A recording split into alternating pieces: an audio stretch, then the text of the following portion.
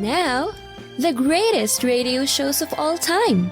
Suspense. The Shadow Node. Washington calling David Harding, counter-spy. Classic radio theater. The Great Gildersleeve. Fibber McGee and Molly. Dragnet.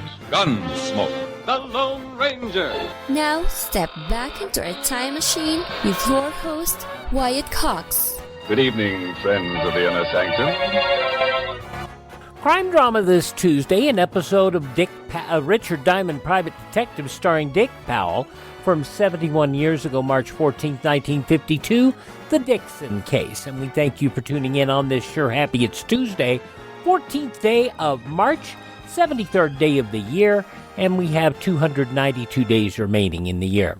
Eli Whitney granted a patent for the cotton gin on this date in 1794.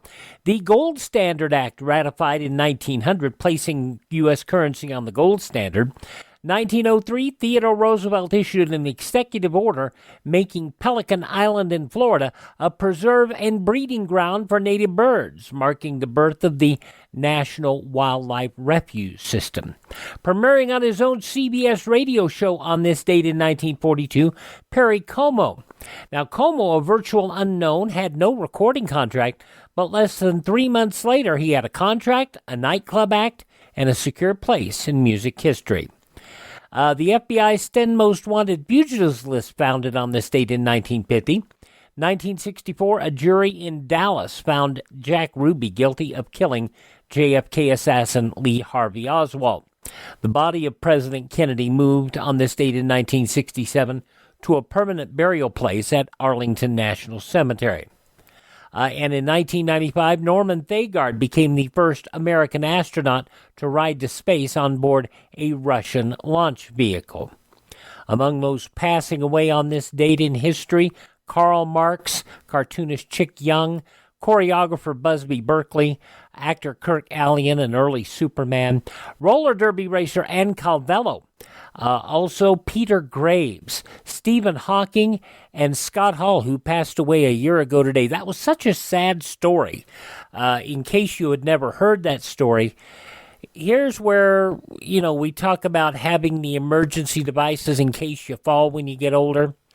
Scott Hall fell and broke his hip, and he was on the floor for days until finally Diamond Dallas Page, a former pro wrestler and now big yoga guy, had a went to check on him, and there he was on the floor. And he went to hospital. They worked to repair the hip, do hip surgery on him. During the hip surgery, a blood clot broke loose. He had 3 strokes, 3 heart attacks it was. I think it was, I don't remember if it was strokes or heart attacks. But he died on this date 1 year ago today. And that just shows how innocent things like a fall can end up killing you. Now, born on this date in history, Albert Einstein. It is intelligence which is the ability to learn from experience, to plan ahead. It includes the capacity to give up immediate temporary benefits for permanent ones. A portion of a 1940 interview with CBS newsman Robert Trout, Albert Einstein, born on this date in history, as was railroad engineer Casey Jones, band leader Les Brown, his band of renown, race car driver Lee Petty, cartoonist Hank Ketchum, the creator of Dennis the Menace, musician and composer Les Baxter, his famous song The Poor People of Paris, and Phil Phillips, Drowning in the Sea of Love. Astronaut Frank Borman, 95 today. British actor Michael Caine, 90 years old. Quincy Jones, also 90 today. From Dallas, Steve Canale is 77.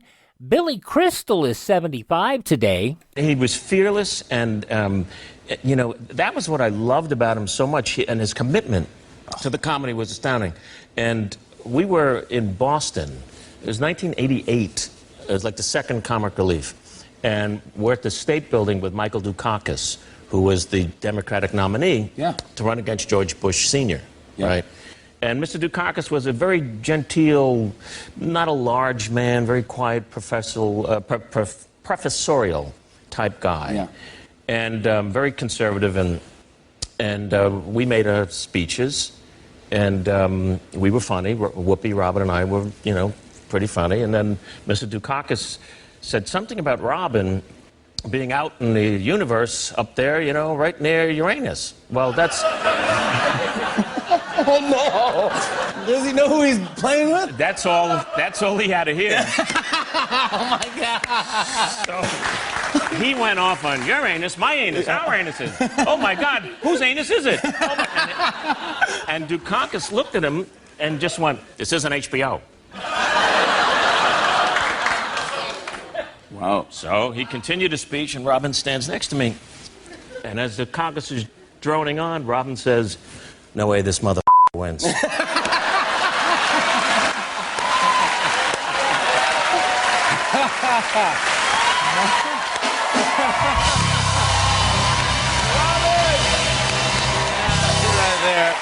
Oh, just another reason why Michael Dukakis should never have been anywhere near where he was. Billy Crystal, 75 today, and Billy Crystal talking about Robin Williams there in that bit from The Tonight Show with Jay Leno. Do you remember the Disco Duck? Rick Dees, the DJ for so many years and who did that record, 73 years old today. Fitness guru Kiana Tom is 58. From Battlestar Galactica and the Hawaii Five-0 reboot, Grace Park, 49.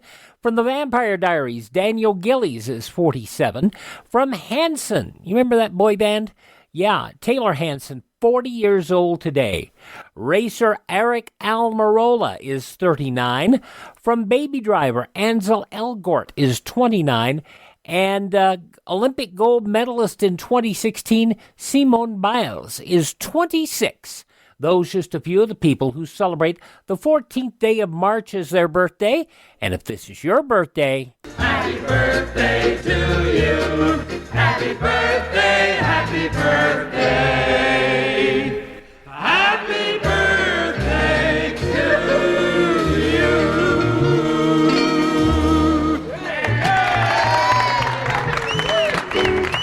From 71 years ago today, March 14th, 1952, Dick Powell as Richard Diamond, private detective. Thanks for tuning in to this Tuesday edition of Classic Radio Theater with Wyatt Cox on your favorite radio station. Thank you for tuning in to Classic Radio Theater with Wyatt Cox. Now we're going to go back on this Tuesday, 71 years to March 14th, 1952, Dick Powell as Richard Diamond, private detective.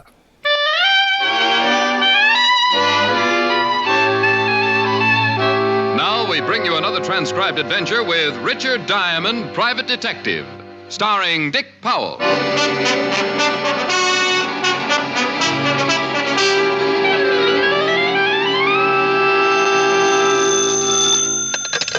Diamond Detective Agency, our fee deductible on next year's income tax. Richard Diamond, private deduction speaking. I beg your pardon?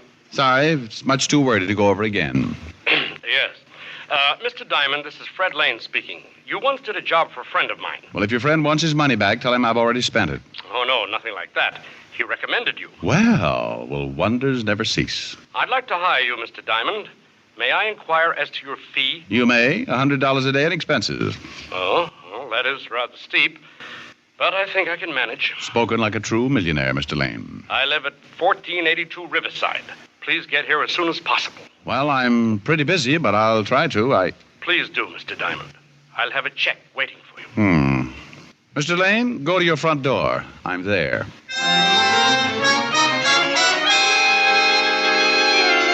People who promise to have checks waiting are people for whom Diamond loves to work. I went downstairs, picked up my car, and drove to the address on Riverside.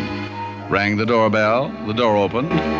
Then my blood pressure started doing push-ups. She was tall, blonde, and wore a dress that would have even been banned on television. You must be Mr. Diamond. Well, how can you tell? Don't other men drool? Come in, please. Fred's expecting you. Fred? Mr. Lane, my husband. Oh. This way, please. Fred's in the den. I do hope you'll be able to help us, Mr. Diamond. Well, so do I. Mrs. Lane, what seems to be the trouble? I'll let Fred explain to you. This whole business has got me rather upset. It's in here. Fred, Yes? Mr. Diamond's here. Oh, good. Come in, Diamond. Come in. I'll be upstairs, Fred. Of course, dear. Sit down, Mr. Diamond. Thank you. Well, you got here in a hurry. You're certainly true to your word, sir. Well, I owe it all to my Boy Scout training. Well, here, as I promised, check. Good. Now that we're both men of our word, let's make with some more words. Why do you want to hire me, Mr. Lane? It's about my wife, Mary. She's being blackmailed, Mr. Diamond. Oh, I see. It's been going on for a month now. Finally, last night she broke down and told me all about it. All about what, Mr. Lane? Why is she being blackmailed? She made a few mistakes before I met her. No reason to go into that now, but the blackmailer knows all about those mistakes. You speak as if you knew who the blackmailer was, Mr. Lane. I do. Perhaps I should clarify that a bit, however. I don't know the man personally, but Mary tells me he was a classmate of hers during her college years. Mm-hmm. She told me his name was Louis Dixon and that he was staying at the Brewster Hotel on 35th. I went there this morning to have it out with him. And? He checked out last night. Uh-huh. Mr. Lane, I still don't see why you hired me. Now that your wife's told you about the blackmail, you could just report it to the police. Next time this Dixon guy calls, they'd nab him. I'm not interested in turning him over to the police, Mr. Diamond. I don't quite follow you. I'm only interested in seeing that he doesn't bother Mary anymore. When you locate Dixon, let me know. I intend to give him a thrashing he'll never forget. That's letting a blackmailer off pretty easy, Lane. Perhaps, but if we prosecute, well, publicity and all, I think Mary's gone through enough. Like I say, all I'm interested in is seeing that he doesn't bother her anymore.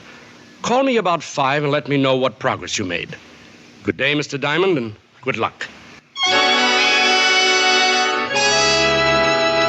And that was that. Go find a blackmailer, Diamond, so your client can beat him up. Screwy? You bet. But the $100 check in my pocket made up for my own feelings on the case, and I set out to find one Louis Dixon blackmailer. Lane seemed to think Dixon would have a record, and if he was right, Lieutenant Walt Lemonson could give me a lead. It was almost noon when I parked in front of the 5th Precinct and walked into Walt's office. Well, hello, Ricky boy. Pull up a chair. Just in time to watch me finish my lunch. Oh, you are so generous, Walter. No thanks. No thanks what? No thanks. I won't have a piece of your pie. What's wrong with this pie? My wife made it. That's what's wrong. Are you insinuating my wife's a bad cook? Of course not. She just bakes fattening pies. They're too doughy for How do me. you know it's too doughy before you taste it? You can tell by looking at it. That's ridiculous. Here, now let me cut this piece in two. There. Now try it. Oh, Walt. Go on, try it. Well. Yeah. Is it doughy? Not in the least. I guess that proves you. Wait a minute. Something wrong, Fatty? You've eaten my wife's pies at the house before. You never thought they were Pour me some coffee, please, Lieutenant. You know, I should book you for swindling. What do you want down here, anyway? Oh, just a little peek at your files. Who is it you're looking for this time? Guy by the name of Louis Dixon. Ever hear of him? Dixon? Well, Ralph Dixon, a pickpocket. Herbie Dixon, a con man. Well, I can't place a Louis Dixon offhand. What's his racket? Blackmail lately. Oh, charming. Why haven't we been called in on the case? My client doesn't want publicity. Besides, he just wants to poke the guy in the snoot a few times and tell him he's been a bad boy. What? Yeah, that's right. Finish what's left of your pie while I go through the files. And, Walt. Yeah? Have your wife bake lemon meringue next time, huh? Oh. I checked the files. There was nothing on Louis Dixon. I thanked Walt, went to my car, and drove across town to a little bar called the Bat's Cave.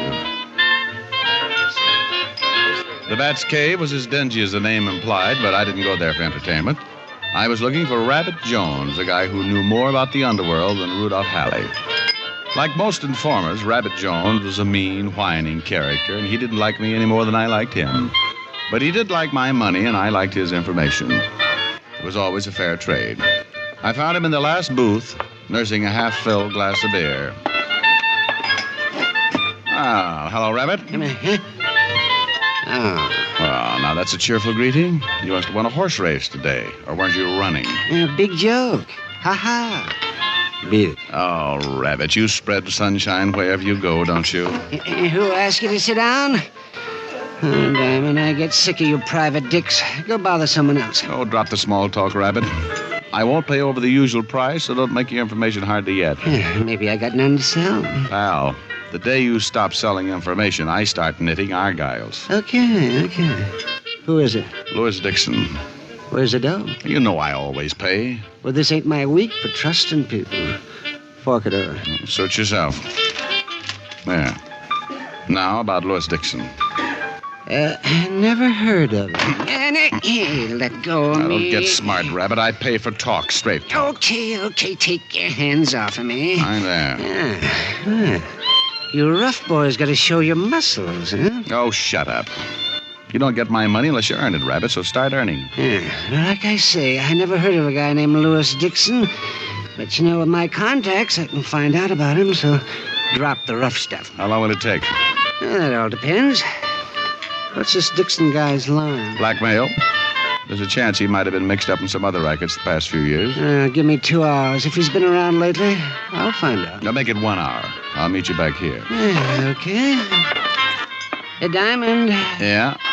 I wish I had more nerve. If I had more nerve, I'd slip a shiv in you some night. Oh, I wish you had more nerve, too, Rabbit. I'd enjoy beating you to pieces for trying it. On your way, punk. Rabbit shuffled out of the bat's cave with a slow, heavy step, like a man reluctant to step out into the sunlight. I spent the next hour checking contacts of my own, then returned to the bat's cave and waited for Rabbit. He came in a half an hour late, took the stool beside me, and ordered a beer before he turned to me. Oh, you picked some tough guys to get a line on, Diamond. Oh, I had a bad time. Stop singing the blues, Rabbit. And if the guy's worked the rackets, he's been quiet about it. I couldn't find one guy who knew him. You sure of that, Rabbit? Oh, sure, I'm sure. I did find a few guys who'd heard of him, though. Keep talking. Now, 2 different guys were at Squeaky Horner's floating crap game the other night. And they say a guy named Louis Dixon was there. How did they know it was Dixon? Well, we was flashing dough around, telling everyone what a big shot he was. But they don't know where he is now. Well, if they did, I'd tell you. Maybe Squeaky Horner knows. He ran the game. Well, where's Squeaky now? When the game folds for a few days, Squeaky hangs out around a penny arcade at 3rd and Chestnut. I know the place. Well, then go and talk to him. And leave me drink my beer in peace. I passed a few more insults with Rabbit as I paid a check, then drove to the penny arcade, 3rd and Chestnut.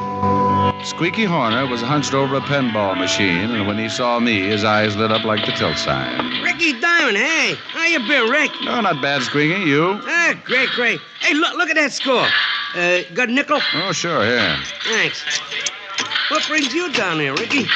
I understand a guy named Louis Dixon was at your game a few nights ago. Hey, Rick, there's a lot of boys drop in from time to time. It's hard. You say Dixon? That's right. Yeah, I remember him, a blowhard. Every time he rolled a dice, he said, Louis Dixon's the best crap shooter in town. Prove it, Dice. That's what he said. You ever seen him before, Squeaky? Let me see. No, he was a stranger.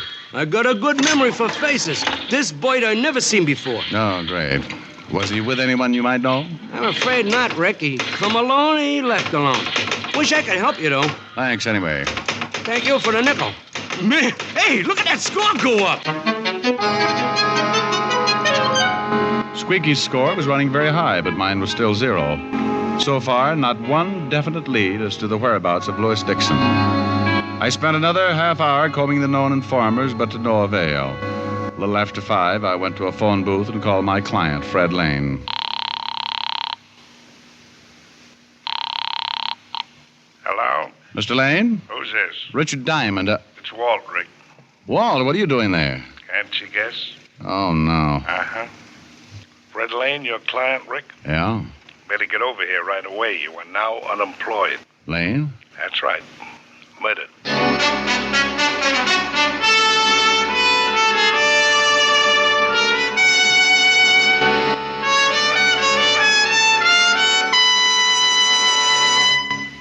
Richard Diamond, Private Detective, would be his second run as a lead detective in a radio show. The series Rogues Gallery in 1945, where he played the slightly less hard-boiled detective Richard Rogue.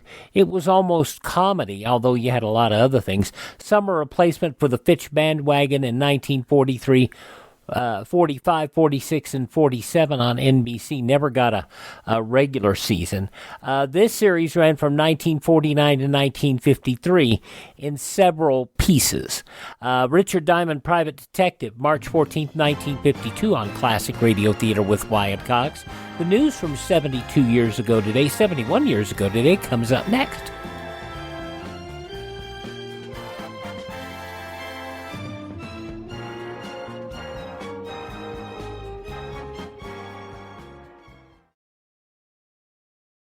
Classic Radio Theater family, you know our friend Mike Lindell has a passion to help everyone get the best sleep of your life. He didn't stop by just creating the best pillow. He created the best bed sheets ever. They look and feel great, which means an even better night's sleep for me, because, you know, I'm working like 67 hours a day.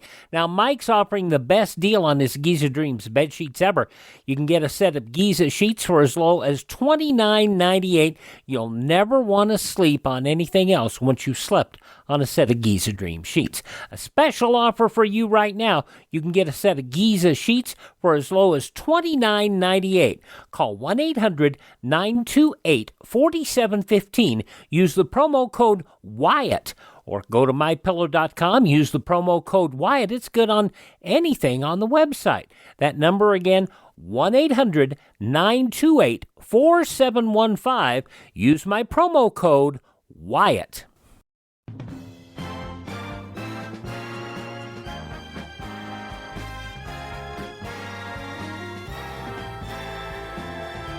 Thanks for spending part of your Tuesday with us here on Classic Radio Theater with Wyatt Cox. We're listening to an episode of Richard Diamond, Private Detective, as it was originally broadcast on Friday, March 14th, 1952. In the newspapers of that Friday, 71 years ago, these were some of the headlines. The Senate gave final congressional approval to President Truman's tax reorganization plan yesterday, that despite angry Republican charges that the chief executive had insulted critics of the proposal and was an exemplar of corruption. The roll call vote 53-37 to reject a motion to disprove the presidential plan. Critics needed a constitutional majority of 49 votes to kill the plan, or 12 more than they got. The House defeated a similar veto resolution January 30th. The presidential plan for overhauling the scandal-plagued Internal Revenue Bureau now will go into effect automatically at midnight tonight. But Truman has said that the new system for preventing improper conduct in the public service actually will not go into complete operation until December 1st. Under the plan, the present 64 politically appointed Internal Revenue collectors will be replaced with 25 district commissioners who, like all other Bureau employees except the top tax commissioner, be under civil service. The U.S., Britain, and France yesterday proposed to Russia a short 8-article treaty to restore Austria's independence. The proposal submitted to Moscow by ambassadors of the 3 Western governments. Russia, in long negotiations over an Austrian peace settlement, has agreed already to 7 of the 8 articles. The only new article would require Russia and the Western powers to give up all property in Austria claimed by them as Nazi assets and war booty. This single article also makes it unlikely that Moscow will accept the 3-party offer. The Wage Stabilization Board yesterday ruled that the vast construction industry may give its more than 3 million workers up to 22.5 cents an hour worth of extra pay and health welfare benefits in 1952. The average pay rate for unionized building trades workers is $2.46 an hour, ranging from a high of $3.50 for carpenters and plasterers in some areas to a low of 88 cents an hour for laborers in others. Many workers exceed those hourly rates because of overtime pay. Eisenhower for President headquarters last night made public an excerpt from a letter from the general giving assurances that he would not be a wild maverick and ignore the rank and file of any organization. Although he did not mention specifically the Republican Party organization, there was no doubt in Washington that's what he meant in particular. It was regarded as a move to build up Eisenhower's strength with leaders and workers in the Republican organization, many of whom favor or are leaning towards Senator Taft of Ohio.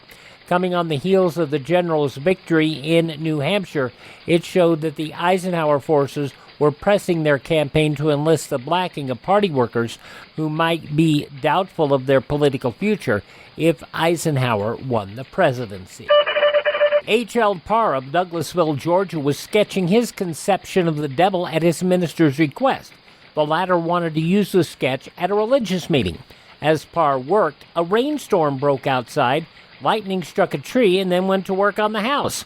The telephone box outside the house was hurled 150 feet, fuse box melted, water pump burned out, and a barbed wire fence toppled. Well, that was enough for Parr. He's now sketching an angel. Oh, Charles Carroll of Chester, Pennsylvania, told police somebody broke into his apartment and he's losing sleep over it. Seems the burglar stole his bed. And parents put an end to a communist club at a Spokane, Washington school. As it turned out, there was nothing subversive about it. Seems the youngsters didn't know what the word meant. They'd used it because they said it sounded bad. Parents agreed. Club's going to get a new name. Though some of the day's top news stories, as reported in the newspapers of Friday, March 14th, 1952, on your radio, Dick Powell is Richard Diamond, private detective, and we'll hear the conclusion next on this Tuesday Classic Radio Theater with Wyatt Cox on your favorite station. On Wednesday's Classic Radio Theater with Wyatt Cox, let's see, Bobby Ellis, starring in an episode of The Aldrich Family from March 15th, 1953. Kids, you don't know how lucky you are these days. Because back in this day in 1953, you still had to learn Latin. And you anyway, Henry has to do his Latin homework, but as usual, confusion reigns. That's on Wednesday's Classic Radio Theater with Wyatt Cox. But now the conclusion of Dick Powell in Richard Diamond, Private Detective, and the Dixon Case from 71 years ago, March 14th, 1952. And now, back to Richard Diamond, Private Detective, starring Dick Powell.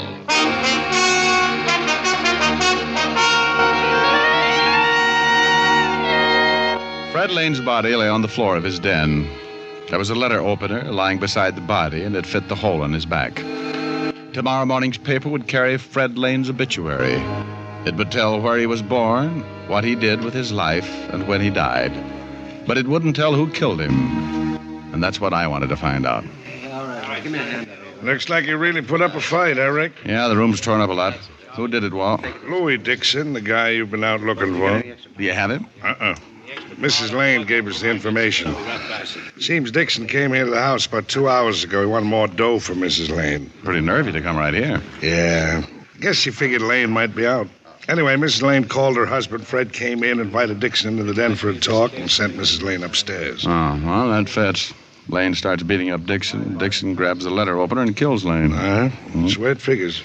Mrs. Lane said she heard a struggle, but her husband had told her to stay in her room, and then she heard Dixon run out, so she came down and found the body and called us. Did you get the prints off the letter opener? No.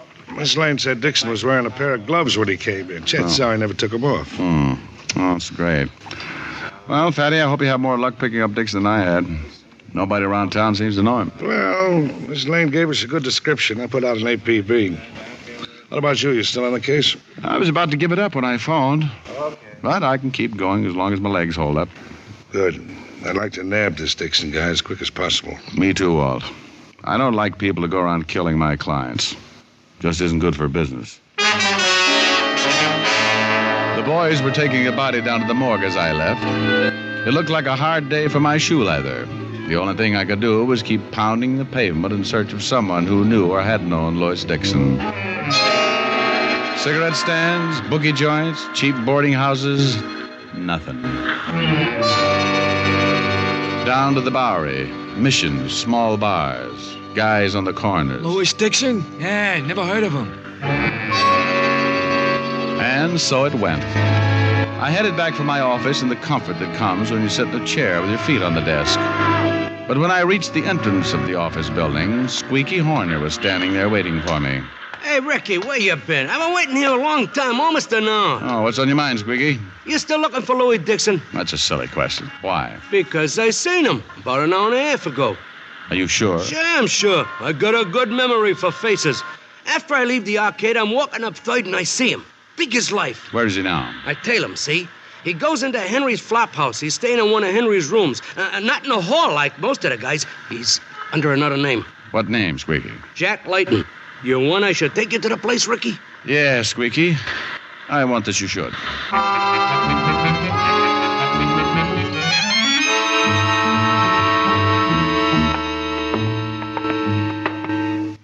Here's the room, Ricky. You want I should knock? Never mind. What? Just hold it right there, Layton. Or is it Dixon? What are you talking about? What's the idea of busting in here like this? What about it, Squeaky? Is he the guy? No doubt about it, Ricky. He's the same guy who was at the game a few nights ago. What game are you talking about? I never seen you before in my life. All right, Squeaky. I can take it from here. Thanks a lot. Anytime, Ricky. Hey, what gives anyway, bud? Suppose you tell me, Dixon.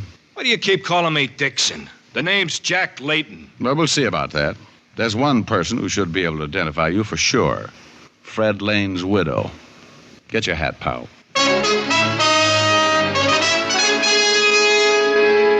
Well, it looked like the end of a hard day.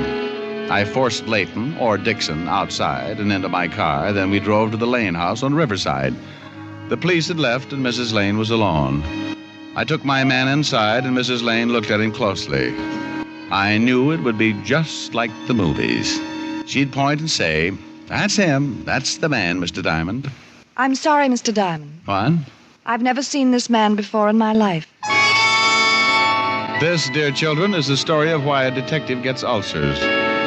But as I was driving Layton back toward town, I began thinking. Squeaky Horner had never been wrong about a man before. And why had Dixon been so hard to locate? I hadn't been able to turn up one man who knew him. So instead of driving Layton back to his room, I drove to the Brewster Hotel, where Lane said Dixon had been registered for a week. There it was a different story. The desk clerk positively identified Jack Layton as the man who had registered as Louis Dixon. At last, things began to shape up.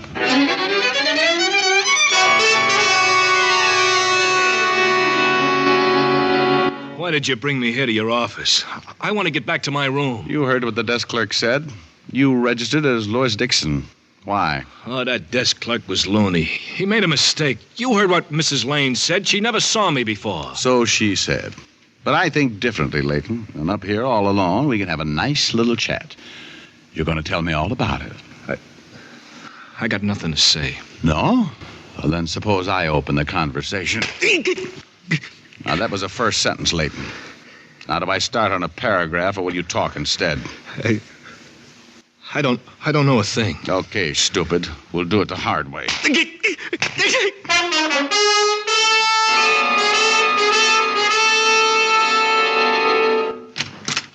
Yes?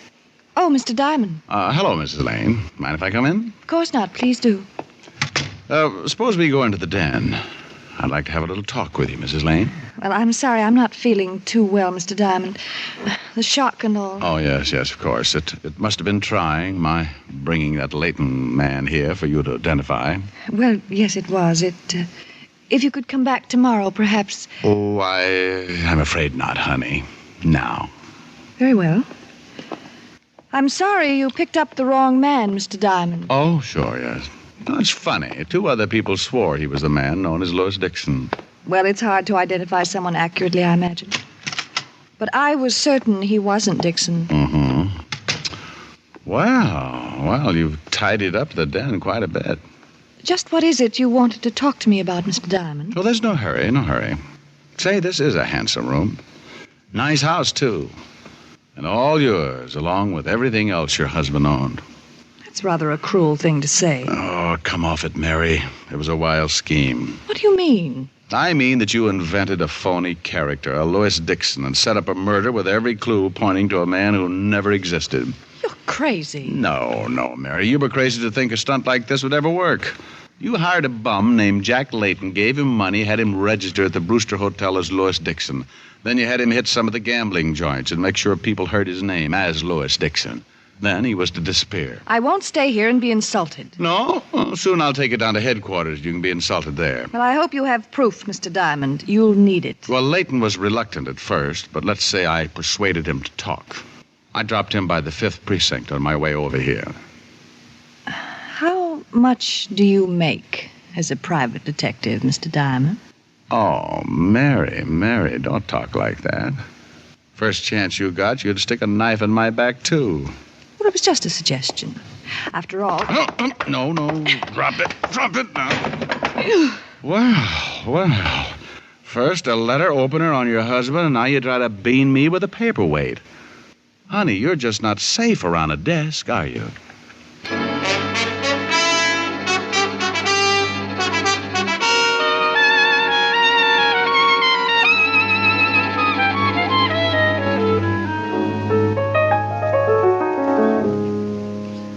Rick? Yes, Helen, dear? I've been thinking. Show off. No, really. I think you should put your business on a more dignified level. You don't say. You should try and attract a higher type clientele. Oh, I don't know. This Lane fellow I work for today was no slouch. But what happened to him? He got killed. That's the trouble with your cases. They're too dangerous. If you don't get into trouble, your clients do. True. You should concentrate on more simple cases for wealthy clients, like divorce cases and inheritance claims. Oh, great. Maybe I should even carry a powder puff in my shoulder holster. All right, so it wouldn't be as exciting. Get the same fee and you wouldn't get so many black eyes. Then I couldn't come here to you for sympathy, dear. Rick, I'm serious. Okay, honey, okay. Now tell me, just how do I go about attracting a higher type clientele, as you put it? Well, you start off by putting on a more pretentious front. Meaning I eat more? Meaning you act a little more dignified. Well, do go on, Miss Asher. You should also have someone at the office to answer the phone for you. Oh, Helen, it only rings once or twice a day. I think I have enough strength to pick up the receiver that often. Well, it's strictly for appearances. Oh, I see. Anyone in mind for the job? Well, I have a lot of free time. Well, fine, dear, fine. I'm glad it's free. I should be able to afford that. And then after we build up the business... Rick, are you listening? Oh, sure, baby, sure. You are not. You're just waiting for me to take a pause so you can sneak in a song. Oh, honey, how can you be so suspicious? But, since you did bring up the matter, I should have known better. Oh, live and learn, dear, live and learn. If they ask me, I could write a book about the way you walk and whisper and look. I could write a preface on how we met, so the world would never forget. And the simple secret of the plot is just to tell them that I love you a lot. Then the world discovers, as my book ends, how to make two lovers of friends.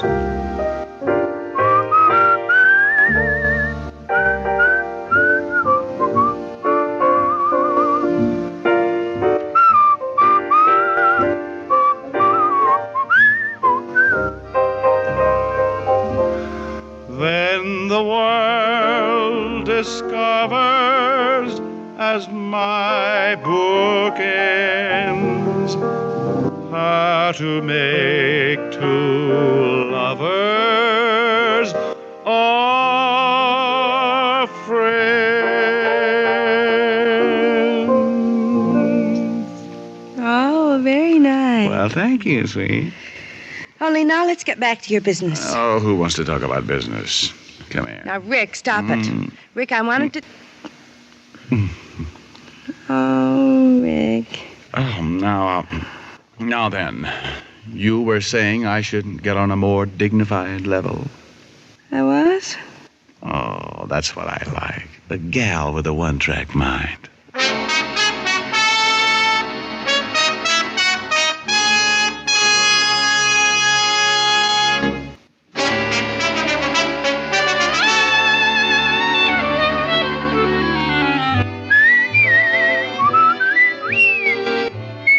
Tonight's adventure of Richard Diamond was written by Dick Carr with music by Frank Worth. Virginia Gregg was heard as Helen Asher and Alan Reed as Lieutenant Walt Levinson.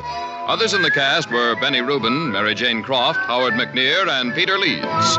Richard Diamond, Private Detective, is transcribed in Hollywood by Jaime Del Valle. March 14th, 1952, Richard Diamond, Private Detective, here on Classic Radio Theater with Wyatt Cox. Hey, if you have not checked out the new MyPillow 2.0, I want you to do that. Go check it out by going to mypillow.com, click on the radio podcast square, use my promo code Wyatt, find out about the MyPillow 2.0 buy one, get one free offer. If you haven't taken the jump to get you a MyPillow, I sleep with one each and every night. And if you want to call, that phone number is 800-928-4715. 800-928-4715. Sleep better than you ever have in your life with a MyPillow from mypillow.com, promo code Wyatt. Thank you for tuning in. Thank this station. Support their advertisers. Their kindness and courtesy allow us to be with you each and every time we roll around here on your favorite station. Miss a day, you don't have to miss a show. All of our shows are available on demand at classicradio.stream. That is classicradio.stream. Stream all of our shows on demand. Learn about building a classic radio collection of your own. You can contact me. Find our social media links. And if you're so inclined to help us, you can buy me a coffee. That buy me a coffee money helps us acquire additional classic radio collections and helps keep our distribution channels up and running. That is at classicradio.stream. Most importantly, have yourself a great Tuesday, won't you please? I'm Wyatt Cox. Tell all your friends the greatest radio shows of all time are right here at this spot on the dial. Classic Radio Theater with Wyatt Cox on your favorite radio station.